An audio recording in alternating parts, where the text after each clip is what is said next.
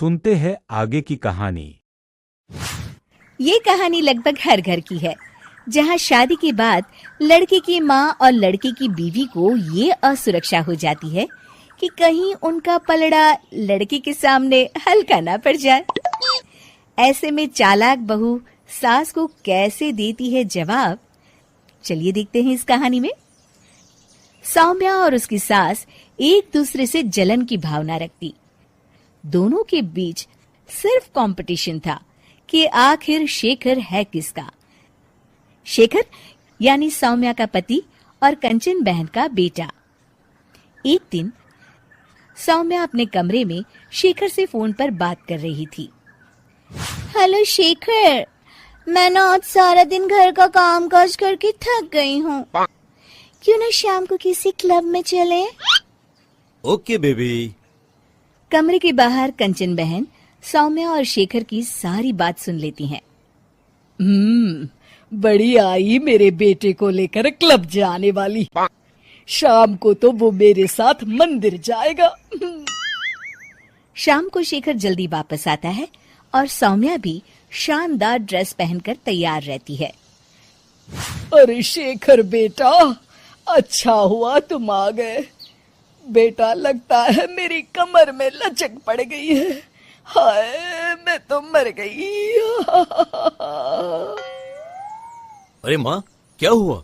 मेरी तो सौम्या से बात हुई थी, उसने तो मुझे कुछ भी नहीं बताया। तभी शॉर्ट चमकीली ड्रेस में फुल मेकअप में सौम्या वहां आ जाती है। सौम्या, तुमने ये क्या हाल बना रखा है? माँ की कमर लचक गई है। जल्दी चलो, हमें माँ को डॉक्टर के पास ले जाना है। लेकिन माँ अभी कुछ देर पहले तो ठीक थी।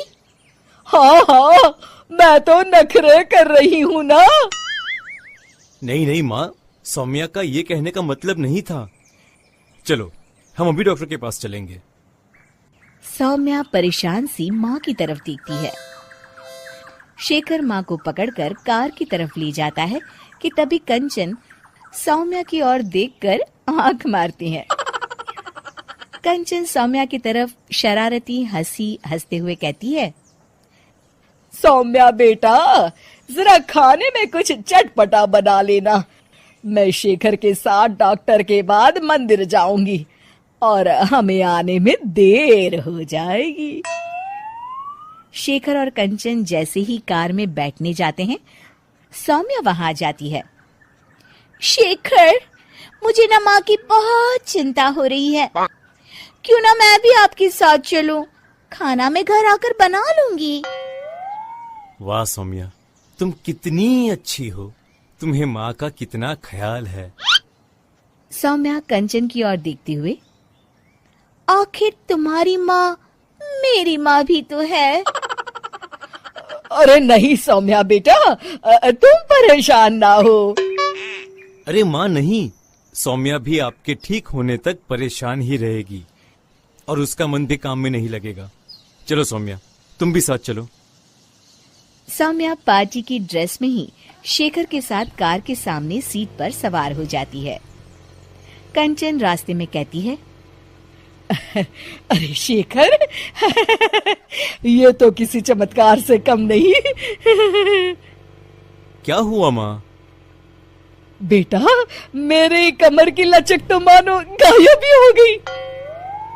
सौम्या तो समझ चुकी होती है, लेकिन वो शेखर के सामने अनजान बन जाती है। माँ, ये तो सच किसी चमत्कार से कम नहीं। आपको तो ईश्वर का शुक्रगुजार होना चाहिए। शेखर, चलो हम माँ को सिविल लाइंस के हनुमान मंदिर ले जाते हैं। और देखिए ना, आज मंगलवार भी है। हाँ, क्यों नहीं। लेकिन सौम्या, मैं तो ऑफिस से सीधे यहाँ आ गया हूँ। मैंने तो हाथ में भी नहीं धोए। मैं मंदिर कैसे जाऊंगा? कोई बात नहीं शेखर, मैं और माँ भगवान का शुक्रिया अदा कराएंगे।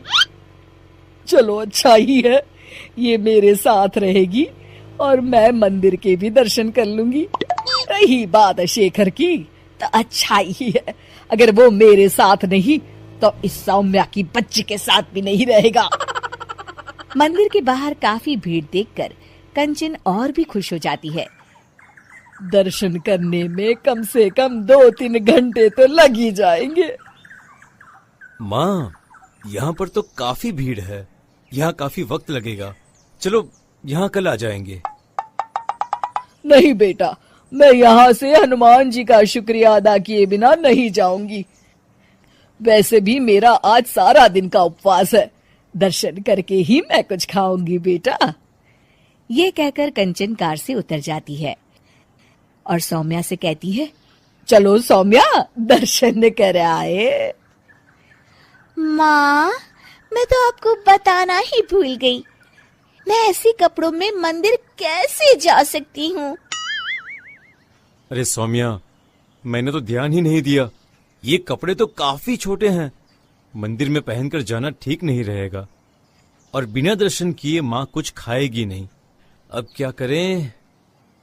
अरे करना क्या है, माँ दर्शन कर ले, हम यही कार में माँ का इंतजार करेंगे। माँ, आप मंदिर में दर्शन करें, तब तक मैं और सौम्या पास के होटल से कुछ खाकर आते हैं। और हाँ, आपके लिए भी पैक करवा लेंगे। फिर क्या था, निराश चेहरा लिए कंचन मंदिर चली जाती है। सीख, चालाकी उतनी ही अच्छी है जिससे किसी को नुकसान ना पहुंचे, वरना कभी कभी ज्यादा चालाकी नुकसान का कारण भी बन जाती है।